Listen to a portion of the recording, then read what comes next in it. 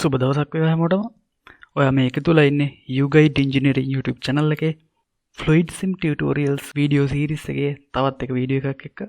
මේ වීඩියෝ එකෙන් මම ඔයාලට කියලා දෙන්නේ Electro Pneumatic circuit එකකට counters යොදාගන්නේ කොහොමද කියලා. වැඩි කතා නැතුව එහෙනම් අපි යමු අද වීඩියෝ එකට.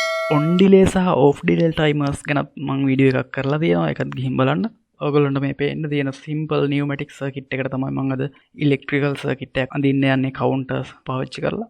වෙනදා වගේම electrical circuit එක මට අඳින්න ඕන වෙනවා power supply එකක්, detent switch, brake එකක්.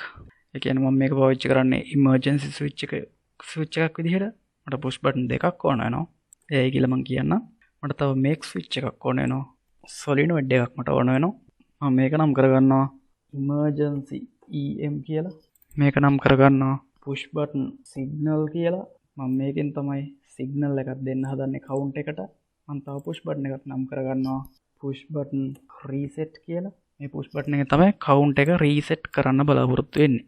ඊට පස්සේ මම මේ make switch එක නම් කරගන්නවා අපේ count එකේ නමින්ම count එක C1 කියලා මම නම් කරන්නේ. හරි, මට තව අඩුවකට තියෙන්නේ මෙතන count එකක් විතරයි. මම ගිහිල්ලා මෙතන count එකක් ගන්නවා. count එකේ ඔයගොල්ලන්ට පේනවා මෙතන terminals 4ක් connect වෙලා තියෙනවා. මම ඒයි කියලා කියන්න. මම මුලින්ම මේක මෙතෙන්ට connect මේක මෙහෙම connect කරගන්නවා. ඊට පස්සේ මේක මෙහෙම connect කරගන්නවා මේ විදිහට. හරි, දැන් අපේ electro pneumatic circuit එක සම්පූර්ණයි.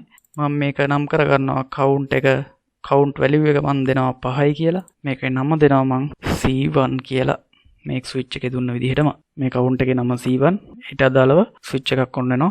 make switch එක C1 කියලාත් මම නම් කරගත්තා. හරි, දැන් අපි බලමු count එකකින් මොකද වෙන්නේ කියලා. මේ count එකේ value එක අපිට මෙතනින් වෙනස් කරගන්න පුළුවන් ඕන විදිහට. මම මෙතන දුන්නේ 5යි කියලා. ඒ අපේ count value එක මෙතන මේ කොටුව ඇතුලේ පෙන්නනවා. ඒ වගේම මේ symbol එක ගැනත් මම කලින් කියා දීලා තිනවා. මේ කියන්නේ 4 වෙනි branch එකේ අපි පාවිච්චි කරන මෙන්න මේ count relay count එක normally open එකක් විදිහට පාවිච්චි කරනවා කියන එක. මම දැන් simulate කරනවා මේ circuit එක.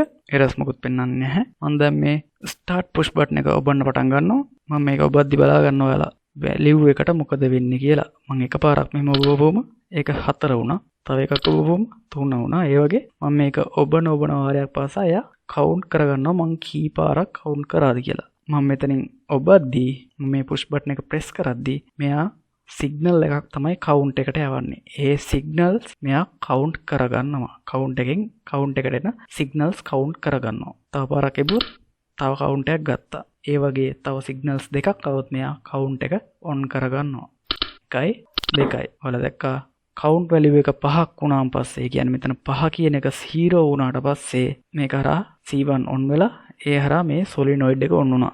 ඒ හින්දා මෙතන වැල් එකත් දකුණු පැත්තට shift වෙලා සිලින්ඩර් එක extend වුණා. දැන් මම මේක retract කරන්න නම් මෙන්න මේ reset කියන push button එකෙන් signal එකක් දෙන්න ඕනේ. මේක ඔබනවත් එක්කම ඔයගොල්ලෝ දැක්කා ඒක retract වුණා. මේක මම 5 පාරක් count කරපුවම 1 2 3 4 5 විදිහට ඔයගොල්ලෝ දැක්කා මේ solenoid එක on වුණා.